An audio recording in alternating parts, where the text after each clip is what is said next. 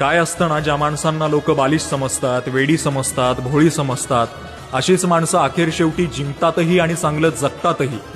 पण जी माणसं स्वतःला शहाणं समजतात, कांड करतात, एखाद्याच्या मागणं काड्या करतात किंवा एखाद्याला फसवतात, अडवणूक करतात, लुबाडणूक करतात, गेमा करतात, अशी माणसं नीट सुखाने जगतही नाहीत आणि जिंकतही नाहीत. कारण काय ना, देव तुमच्यातला भोळापणा, तुमच्यातला निरागस भाव, तुमच्यातला प्रामाणिकपणा बघत असतो. आणि कर्म हे नेहमी ना तुमच्यातल्या वाईट गोष्टी बघत असतो.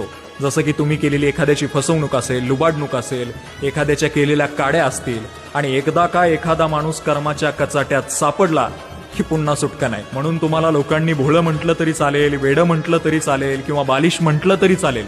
काय ना, आजपर्यंतचा इतिहास आहे. वेड्या माणसांनी इतिहास लिहिलाय आणि शहाण्या माणसांनी तोच इतिहास वाचलाय. बरोबर आहे ना?